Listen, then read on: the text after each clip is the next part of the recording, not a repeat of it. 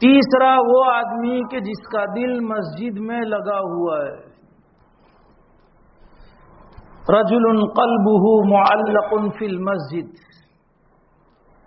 کہ ہر وقت مسجد کی نماز کی فکر، مسجد والے اعمال کی فکر میں ہے، چاہے باہر ہے، مسجد میں بیٹھا رہنا کوئی ضروری نہیں ہے، اپنے کاروبار میں ہے، اپنے کام کاج میں ہے، لیکن اسے کہ بھئی ظہر پڑھ لی، اب عصر کا وقت کب آئے کہ بھئی واپس مسجد میں، دکان پر ہے، ملازمت میں ہے، لیکن اسے عصر کی فکر ہے، عصر پڑھ لیے، مغرب کی فکر ہے، اس کا دل مسجد ہی سے لگا ہوا ہے، مسجد والے اعمال سے لگا ہوا ہے، مسجد میں آنے کو اپنے لیے اچھا سمجھتا ہے اور باہر نکلنے کو ایسا سمجھتا ہے جیسے مچھلی پانی سے باہر نکلتی ہے. ہم لوگوں کو بھاری ہے، سچ کہتا ہوں میں، مسجد میں آنا اور ٹھہرنا بھاری ہے، یہ نفاق کی علامت ہے. اللہ حفاظت فرمائے. عین وقت پر آتے ہیں اور امام کے سلام پھیرنے کے بعد فوراً بھاگتے ہیں. بہت سارے تو سنت مؤکدہ بھی نہیں پڑھتے، فرض پڑھ لیے. ہاں عذر ہے، الگ بات ہے، کبھی کبھار ہے، وہ عذر کی وجہ سے، لیکن مستقلاً عادت بنا لینا اور سنت غیر مؤکدہ تو پوچھنا ہی کیا ہے، کہ وہ تو غیر مؤکدہ ہے نا. ایک مرتبہ میں علی پور پڑھا رہا تھا، وہاں کے صدر مفتی جو یہاں احمد آباد میں آتے بھی ہے، حضرت مفتی انعام الحق صاحب، جو حضرت پیر ذوالفقار صاحب نقشبندی دامت برکاتہ ان کے خلیفہ ہے. ہم بیٹھے ہوئے تھے، وہ پہلے حضرت ہردوئی رحمۃ اللہ علیہ سے منسلک تھے، تو مذاکرے میں انہوں نے ایک مرتبہ بتایا کہ حضرت ہردوئی رحمۃ اللہ علیہ نے ایک موقع پر فرمایا کہ بھئی مستحبات کو اور سنت غیر مؤکدہ نوافل کو کتابوں سے نکال دو. سارے لوگ تعجب میں کہ حضرت ہردوئی جو سنت اور ایک ایک ادب کے انتہائی پابند اور انتہائی درجے کی لوگوں میں پیدا کرنے والے، اسی لیے حضرت کا لقب محیی السنہ، سنت کو زندہ کرنے والے. پھر حضرت نے تھوڑی دیر کے بعد فرمایا کہ علماء یہ کہتے ہیں کہ ہم اس سے اہم مشغلے میں مشغول ہیں دینی تعلیم میں، اس لیے ہم سنت غیر مؤکدہ اور مستحبات اور نوافل ہم سے ادا نہیں ہو سکتے ہیں.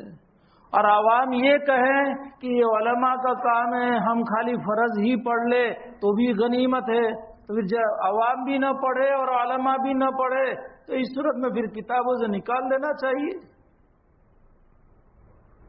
اس لیے اس باب میں اہتمام کہ اذان کے ساتھ، میں ایک مثال سے سمجھاتا ہوں اذان کے ساتھ مسجد میں آنے کی. پھر اس کے بعد ایک واقعہ حضرت علی میاں رحمت اللہ علیہ کا سناؤں گا. میں بچوں کو بھی مدرسے میں کہ ماں بچے کو کھیلنے کے لیے بھیجے، ماں بچے کو اسکول سے آیا، مدرسے سے آیا، تھوڑا وقت کھیلنے کے لیے، اور ٹائم فکس کر دیا کہ بیٹا دیکھ آدھے گھنٹے میں آ جائیو. بچہ 25 منٹ پر گھر میں آ گیا. ایک یہ بچہ ہے جو آدھے گھنٹے سے پہلے 25 منٹ پر آ گیا، دوسرا ٹھیک آدھے گھنٹے پر آیا، تیسرے کو ماں نے آواز دی کہ بیٹا ہوم ورک کرنے کا وقت ہے، چلو یاد کرنے کے بیٹھنے کا ہے، یہ سب کہ ہاں امی داؤ لے کر کے آتا ہوں. آپ لوگوں کا اردو ہے، میرا اردو نہیں ہے. امی داؤ لے کر کے آتا ہوں، داؤ لے کر ابھی تھوڑی دیر میں. پھر آواز لگائی، پھر آیا وہ بچہ، اور ایک بچہ کھیلتا رہا کھیلتا رہا کھیلتا رہا، وقت اس نے گنوا دیا. پھر ماں کو ڈنڈا لینا پڑا نے، پھر آیا. یہ 4 درجے ہوئے. آپ کس کو پہلا درجہ دیں گے؟ یقیناً وہ جو وقت سے پہلے آ گیا، ماں کی نگاہوں کا نور نظر بن جائے گا. وقت پر آیا ہے آدھا گھنٹہ تو بھی کہ وقت پر آ گیا ہے، اور آ کر کے سیدھا ہوم ورک کرنے بیٹھ گیا، اپنا کام کرنے بیٹھ گیا، وقت ضائع نہیں کر رہا ہے.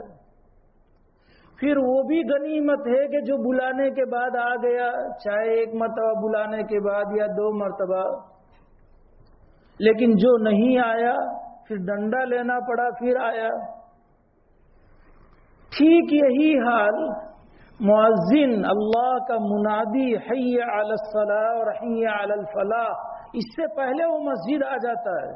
اللہ کتنے خوش ہوں گے کہ میرا بندہ میرے بلانے سے پہلے ہی مسجد پر آ گیا ہے، بلانے کے ساتھ آ گیا ہے۔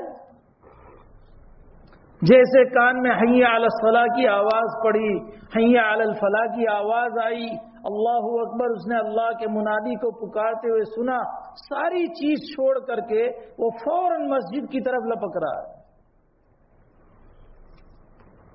تیسرا اذان کے بعد آتا ہے، وقت پر بے وقت تکبیر اولا چھوٹی، صف اولا چھوٹی، رکعتیں گئی، جیسی تیسی وضو کر لی اور نماز پڑھ لی۔ اور ایک وہ ہے کہ اب اللہ نے ڈنڈا لیا، تھپڑ ماری، رزق کی تنگی کی، دشمن کو مسلط کیا، مہنگائی کو آسمان پر لے گیا اللہ تعالی، ظالم حکمرانوں کو مسلط کیا۔ یہ سب ڈنڈے ہیں اللہ تعالیٰ کے۔ پھر وہ مسجد کی طرف آتا ہے اور ایک اس کے باوجود بھی نہیں آتا ہے۔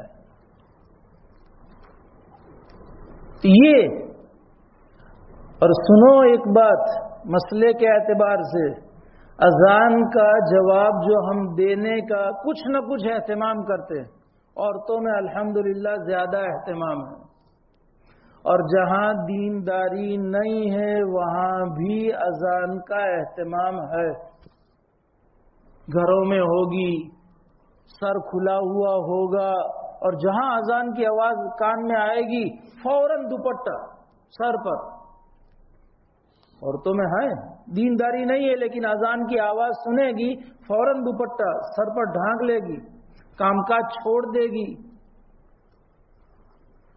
اور اس کی فضیلت بھی ہے اذان کا جواب دینا، اور جواب دینے کے بعد درود شریف پڑھ کر کے اس کی جو دعا ہے پڑھنا اذان کے بعد کی، اللہم رب هذه الدعوة التامة والصلاة القائمة آت محمدا الوسیلة والفضیلة وابعثه مقاما محمودا الذي وعدته انك لا تخلف الميعاد، جو یہ پڑھے گا اہتمام سے جواب دے۔